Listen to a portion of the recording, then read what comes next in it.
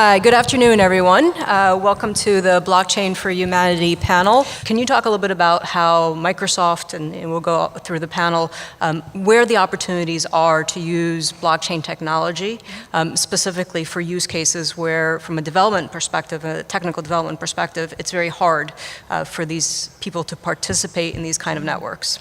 Yeah, absolutely. I'd love to talk about our project that we did recently with the United Nations.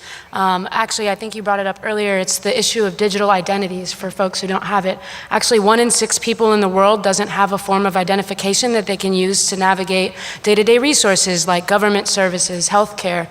So Microsoft partnered with the United Nations alongside Accenture, and we built a digital identity system for refugees. As of date, we have over 1.3 million refugees who now have these digital identities across 29 different countries. So what we're finding that the use case is not necessarily in standing side by side in those areas that are not technologically enabled, but figuring out ways to help governments and entities better serve those populations through the technology that they already have and optimizing those processes to better serve more people.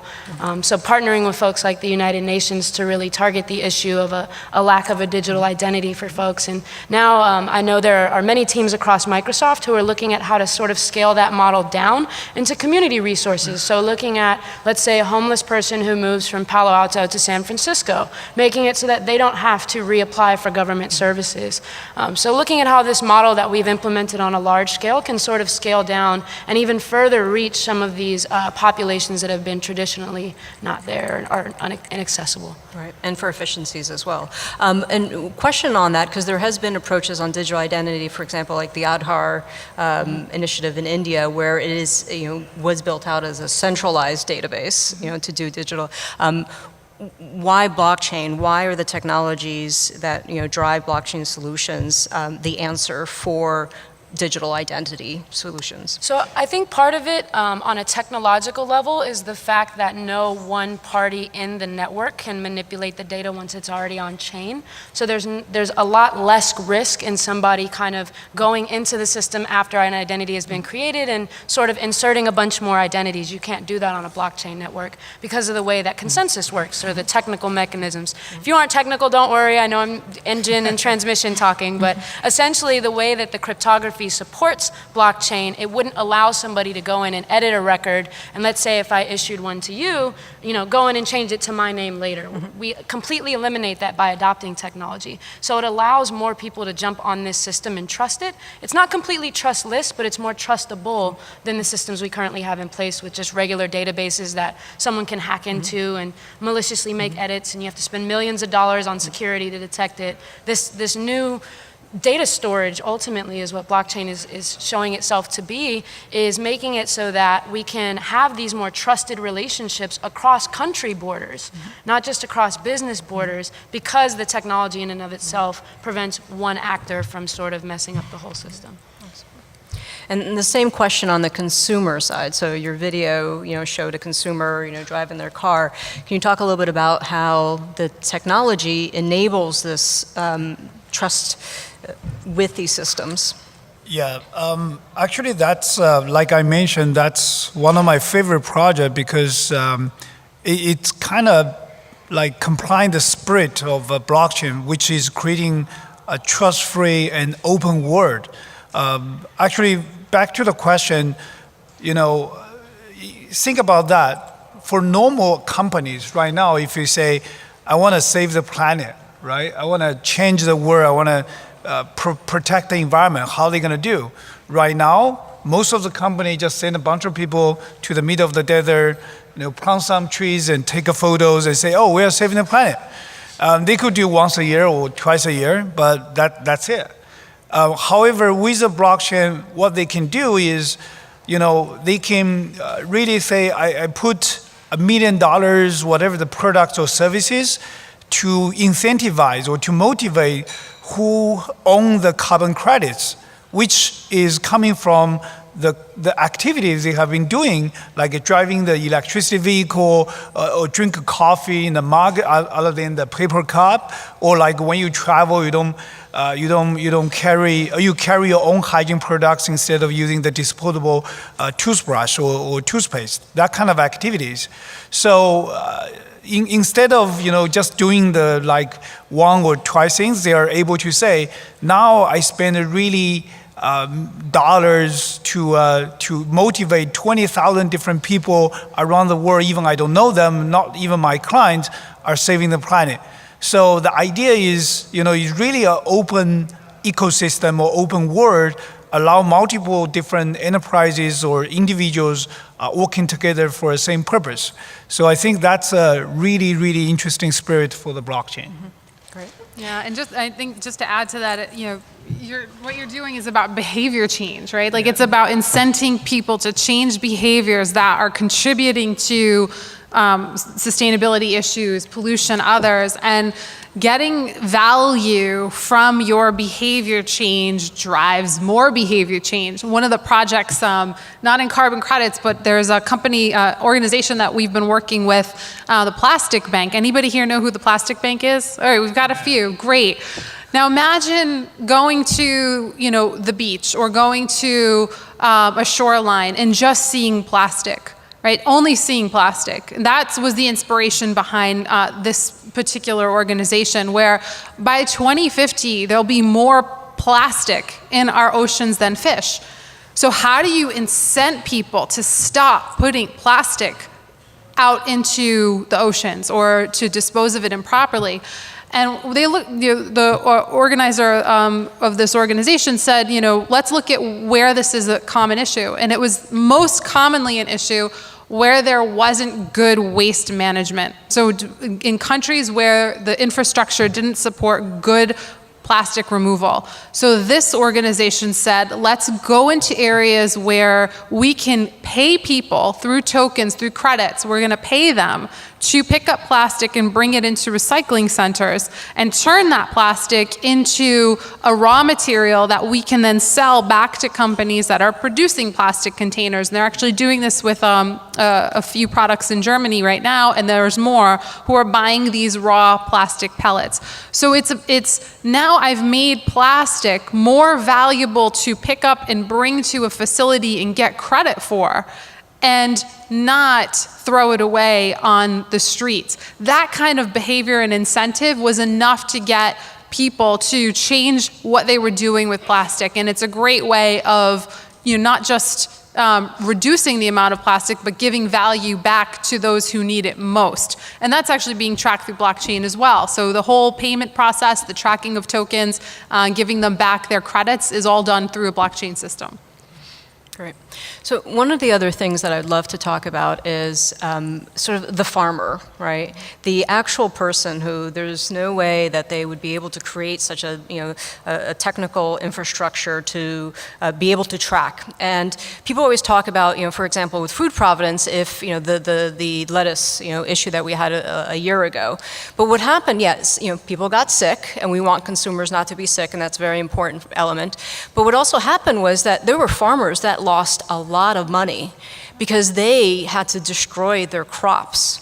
And if you think about these farmers, and maybe you can talk a little bit about that, what are the incentives for the farmers to come on board to these networks, whether it's Food Trust or others, as part of their growth strategy? I'm so glad you brought this up.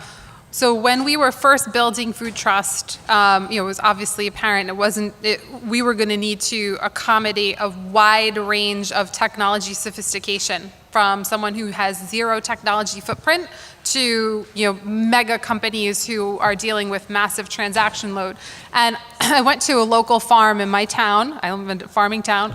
And I talked to the farm owner. Her name's Jamie. I said, Jamie, what would it take for you to contribute traceability data to a system like what I'm building? And she goes, the day I have to submit traceability data is the day my farm shuts down, because it's too expensive for me and I make so little margin on my food product. I can't afford to hire somebody to do this for us. That was my like first week. Okay, so we decided to make it as simple and easy for a farm to share data. They can do it from a smart device, they can do it from a spreadsheet, all the way through to instrumenting APIs for major organizations to send transaction data into our blockchain as well. So we've got the full end of the spectrum. But then the question you raise, why do it? Why should a farm do it?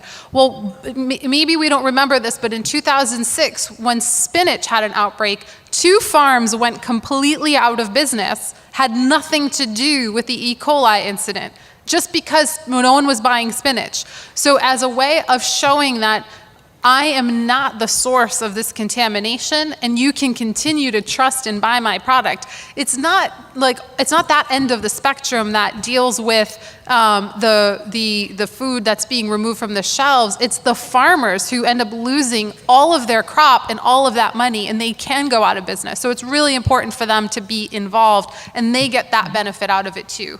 Yep. Great. And we have 2 more minutes, so I'm going to ask a closing question. You can add any other comments that you want. We have a room full of entrepreneurs. What are some of the biggest challenges that they should be looking at in this industry or in this sector? And how can your company or the work that you do help facilitate that? I think anywhere that you see a social problem caused by a lack of transparency or a lack of different agencies or people being on the same page, that there is a potential use case for blockchain. Not saying that that's going to be the best solution, but that's kind of where we start with any business that we approach.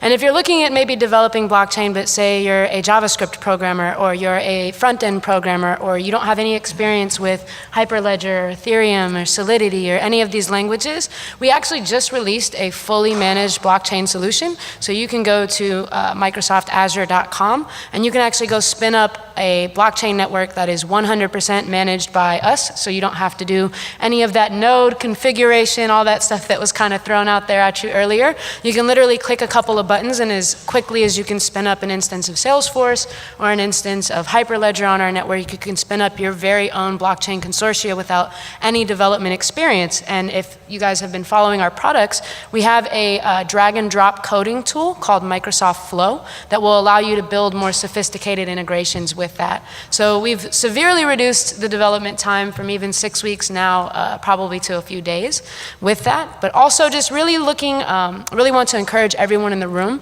to remember that if you can see a problem, that's because you have a part of the solution. So don't let all of this technological mumbo jumbo about how these chains work and the consortias, discourage you from seeing this as a solution. Look to the people on your left and your right and collaborate to sort of solve that problem. And obviously using our tools. Sonny?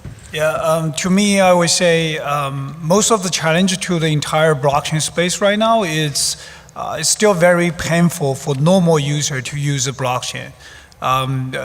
Most of the time when people are trying to, let's say, start with a wallet, that's usually, you install a client for running a blockchain or using the payment client or like SPV client.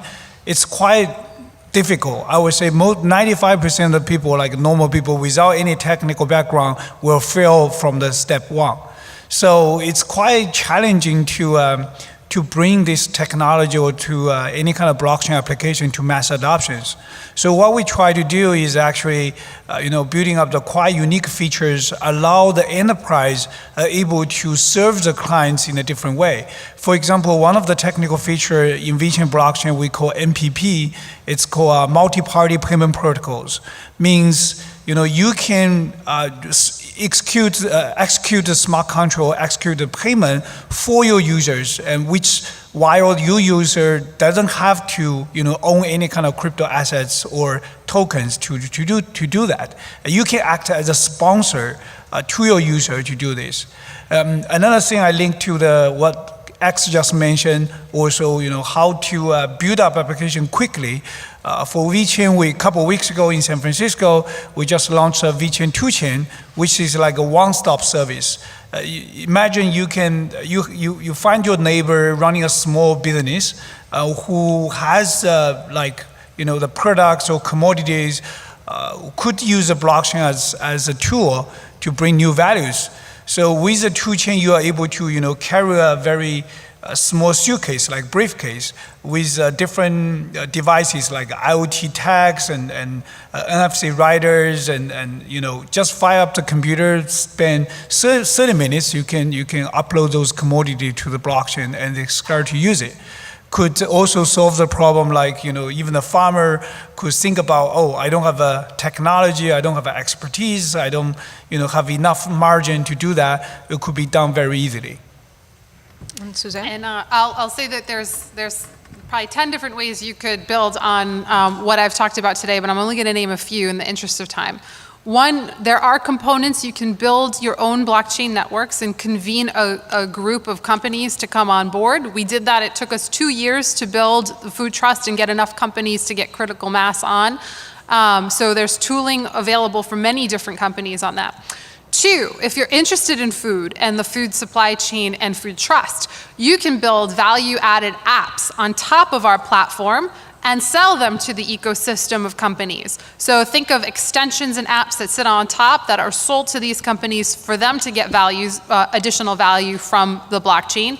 Three, you could add data to the solution. So you could be a data provider or a data extractor, and you could run your own statistical models, analytical models, and provide insights on the data on behalf of companies who are in there.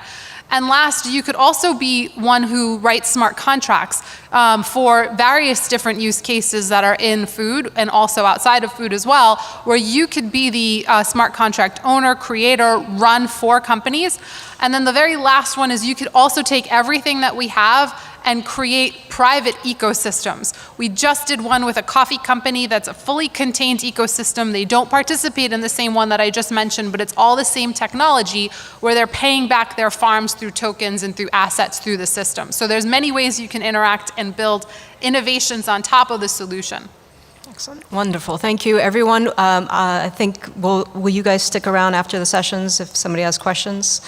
Excellent. So thank you, everyone. A big round of applause for everybody.